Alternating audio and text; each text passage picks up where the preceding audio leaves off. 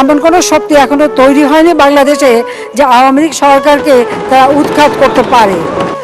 আইয়ুব খান চেষ্টা করেছে, ইয়াহিয়া চেষ্টা করেছে, জিয়া চেষ্টা করেছে, জাহাল এরশাদ চেষ্টা করেছে, খালেদা জিয়া চেষ্টা করেছে আওয়ামী লীগকে ধ্বংস করতে, পারেনি, পারবেও না ইনশাল্লাহ, আর কোনদিন পাবে না। ক্ষমতার অহংকার দেখাবি না, টাকা পয়সার গরম দেখাবি না।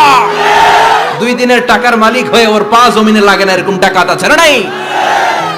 লাম ইয়াকুন শাইআম মাযকুরা, তোর চেয়ে বড় ক্ষমতাশীল ছিল ফেরাউন। আল্লাহ ছাড় দিয়েছে, ছেড়ে দেয় নাই, ঠিক কি না? নমরুদরে ছাড় দিয়েছে, ছেড়ে দেয় নাই, ঠিক কি না? আবু জাহেলকে ছাড় দিয়েছে, ছেড়ে দেয় নাই, ঠিক কি না?